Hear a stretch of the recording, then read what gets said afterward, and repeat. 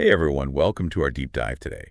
We're going to be talking about how to avoid losing it all, even when things look like a sure thing. Yeah. So we're diving into excerpts from a book called Anti-Blow-Up Thinking, The First Principle of Wealth. And honestly, it's been a bit of a game changer for me. It's not just about making the right moves, it's about dodging those catastrophic losses that can just wipe you out, no matter how smart you think you are. Yeah, it's like that old saying, it takes years to build a fortune, but only a second to lose it. Exactly. And this book really drives that point home. It argues that this principle of avoiding blowups is arguably the most crucial thing, maybe even more important than picking winning stocks or timing the market perfectly. It's about survival, really. Okay, so the book starts off with this thought experiment, right, about a coin flip game. Imagine betting, say, 10,000 yuan. Heads, you double your money. Tails, well, you lose it all. Sounds pretty tempting on the surface, doesn't it? I mean, the odds seem pretty good. Yeah, on the surface. Because the expected value of each toss is positive. You're theoretically making, what, an average of 5,000 yuan every time you flip? Okay, so the math seems to check out. But here's the catch. You have to go all in on every single flip. Exact. Doesn't that seem a little too good to be true? It is, because you see, while the math works out in a perfect world, the real world, well, it has a way of throwing curveballs. The book really emphasizes that you can't flip a coin forever.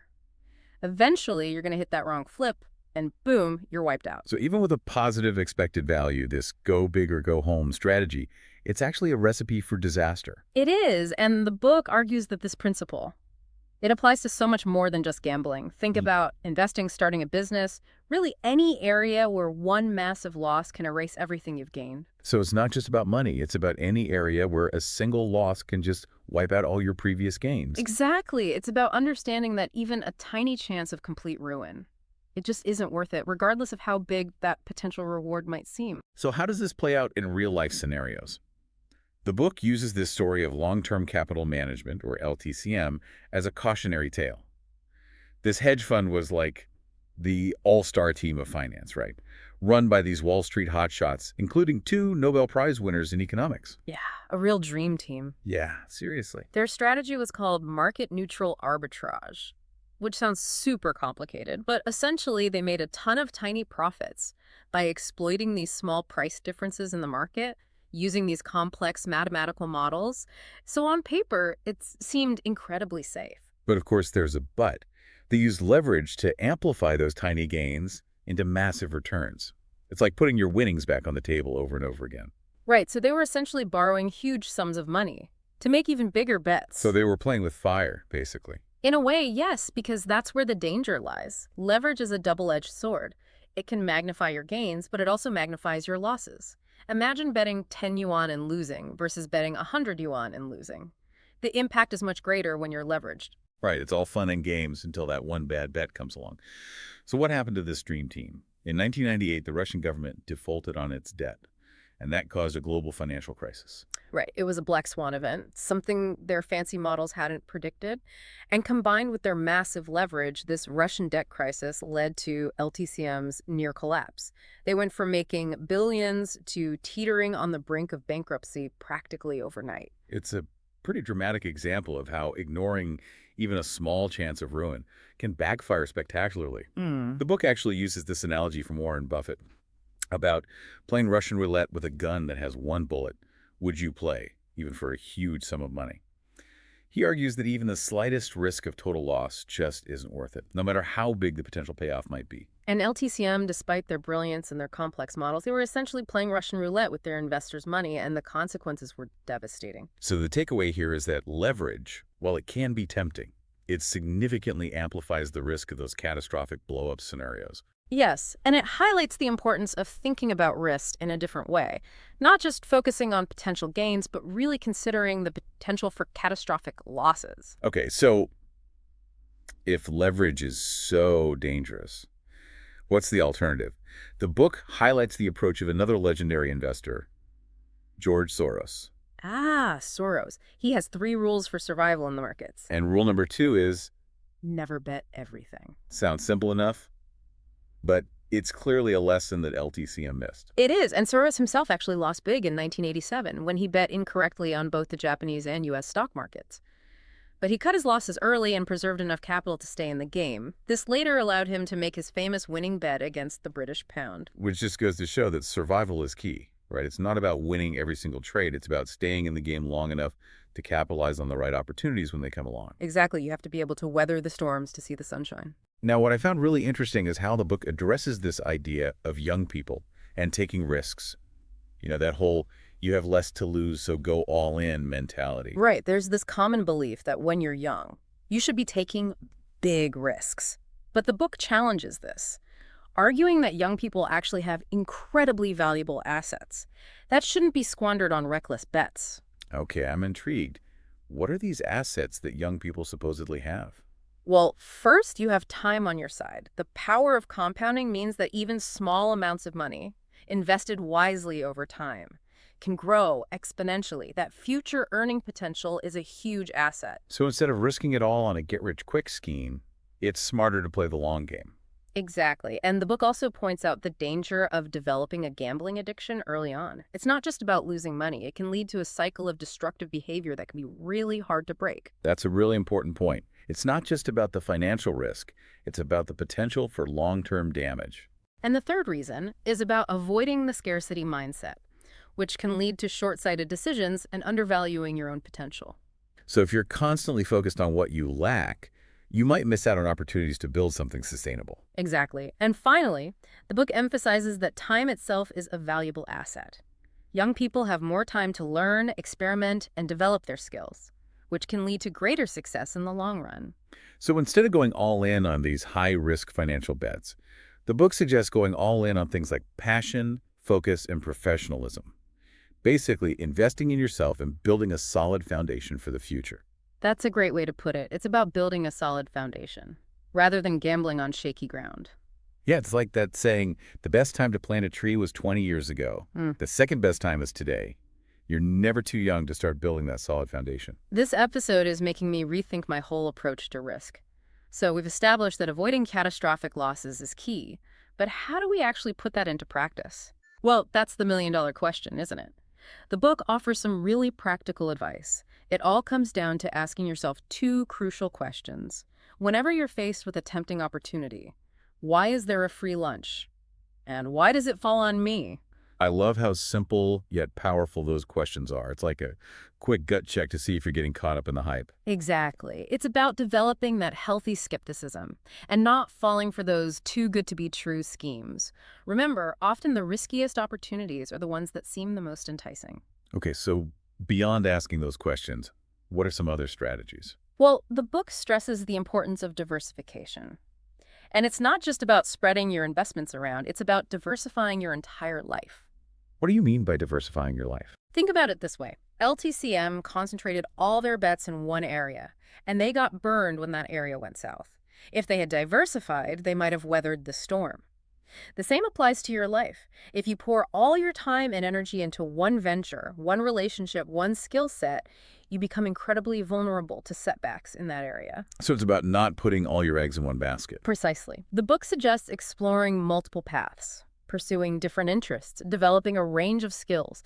Not only does this reduce the risk of one big blow-up wiping you out, it also increases your chances of discovering unexpected opportunities. That makes a lot of sense. It's like having a backup plan, but for your entire life. Exactly. And it's not just about mitigating risk, it's about expanding your horizons and creating more fulfilling life. You never know where those different paths might lead you. But some people might argue that playing it safe is boring or unambitious. How does the book address that? Well, the book makes a fascinating argument.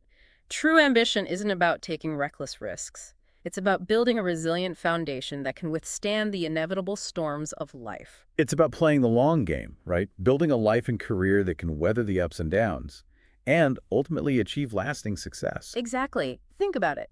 Steady, consistent progress, even if it seems slow at times, is ultimately more rewarding and sustainable than taking huge gambles that could lead to devastating setbacks. So it's not about being risk-averse. It's about being smart about the risks you take. Precisely. The book also delves into the psychological aspects of anti-blow-up thinking, highlighting the dangers of overconfidence. We tend to overestimate our abilities and underestimate the role of chance and external factors. Oh, I'm definitely guilty of that. Sometimes I get so caught up in my own plans and ideas Mm. that I forget things can and often do go wrong. It's a common human tendency. We fall prey to this illusion of control, believing we have more influence over outcomes than we actually do. This can lead us to take on more risk than we can handle, setting ourselves up for a potential blowup. So how do we combat that overconfidence bias? The book suggests seeking out diverse perspectives, actively challenging our own assumptions, Huh.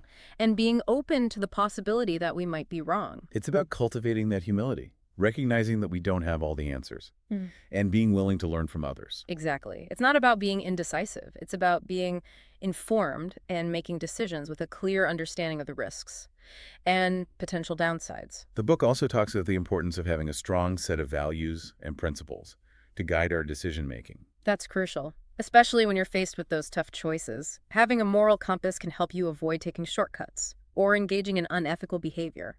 That might seem tempting in the short term, but could have disastrous long-term consequences. It's about knowing what you stand for and what lines you're not willing to cross, both financially and ethically. Absolutely. And it's not just about personal decision-making.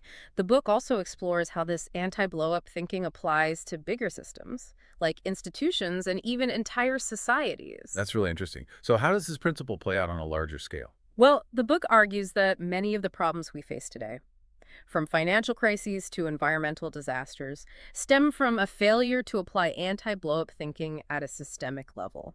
Can you give some examples? Think about excessive risk-taking in the financial system, the depletion of natural resources, the proliferation of nuclear weapons. These are all examples of systems that prioritize short-term gains over long-term sustainability. So we're essentially playing Russian roulette with the planet. In a way, yes. The book challenges us to think about how we can create more resilient systems that are less prone to catastrophic failures. That sounds like a huge undertaking. How do we even begin to address these systemic risks? Well, it might involve implementing safeguards and regulations, diversifying our energy sources, fostering international cooperation to address global challenges. So it's about shifting our focus from maximizing short-term profits to building a more sustainable and equitable future for everyone. Exactly. It's about playing the long game, but on a global scale. Before we move on to the final part of our deep dive, let's recap what we've covered so far. We've talked about the dangers of going all in, the importance of diversification, the need for intellectual humility. And we've also discussed how these principles apply not just to personal decisions, but also to larger systems and institutions. In the final part, we'll explore some specific strategies for implementing anti-blow-up thinking in our own lives, so stay tuned. All right, welcome back to our final part, our deep dive into anti-blow-up thinking. So we've been exploring how to make smart decisions, decisions that protect us from those catastrophic losses, both in our personal lives and on a global scale.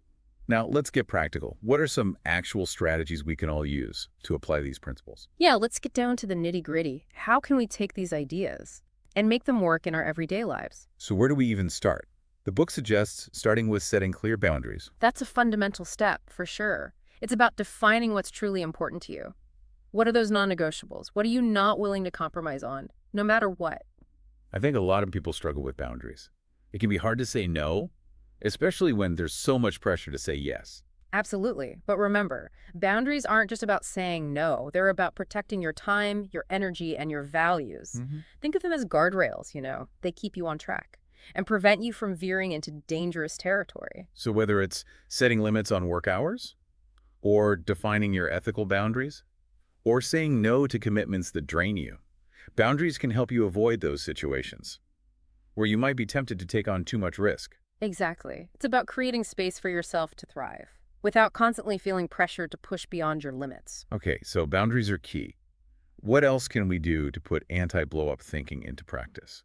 The book really emphasizes the importance of a solid risk management plan. What does that look like, practically speaking? Well, it involves identifying potential threats, assessing how likely they are to happen and how big the impact could be, and then putting measures in place to mitigate those risks. So it's not about avoiding all risk altogether. Yeah. It's about being strategic and calculated about the risks you take. Precisely. The book uses the analogy of a professional poker player. They don't go all in on every hand, right? They carefully assess the odds, manage their bankroll, and only bet big when they have a strong advantage. That's a great analogy. It's about being disciplined and not letting emotions or impulsivity drive your decisions. Exactly. And beyond these specific strategies, the book emphasizes the importance of cultivating a long-term perspective, shifting your focus from immediate gratification to building a solid foundation for lasting success. It's about playing the long game, right? Investing in your health, relationships, and personal growth. Even if the payoff isn't immediately obvious. Exactly. It's about building a life of purpose and resilience. Rather than chasing those quick wins or get-rich-quick schemes, it's about creating a legacy, one that extends beyond your own lifespan, one that's built on solid principles, and a commitment to making a positive impact on the world. Wow, that's powerful. So as we wrap up this deep dive into anti-blow-up thinking, what's the key takeaway for our listeners? The book doesn't offer some magical one-size-fits-all solution, but it does give you a framework for thinking about risk and for making decisions that align with your values and your goals. It's about empowering you to take control of your destiny, to navigate the complexities of life with wisdom and foresight, and to build a future that's both prosperous and fulfilling. We've learned so much today about the dangers of going all in, the importance of diversification, the need for intellectual humility, setting those boundaries, managing risk, and of course, embracing that long-term perspective. These are all incredibly valuable tools for navigating life's complexities and for achieving lasting success. Remember, anti-blow-up thinking isn't about living in fear or avoiding all risk. It's about making smart choices that protect your well-being. Choices that set you up for long-term success. It's about minimizing the chances of experiencing those catastrophic losses. Losses that can set you back years, even decades. So as you go about your day, your week, your life, ask yourself, where are the areas where a single setback could have a devastating impact? What steps can you take to mitigate those risks and build greater resilience? What boundaries can you set to protect your time, energy, and values? By applying these principles of anti-blow-up thinking, you can create more stable, fulfilling, and ultimately more successful life. It's about thinking ahead, making smart choices, and building a solid foundation, one that can withstand those inevitable storms of life. Thanks for joining us on this deep dive. We hope you found it insightful and empowering. Until next time, stay curious, stay informed, and stay resilient.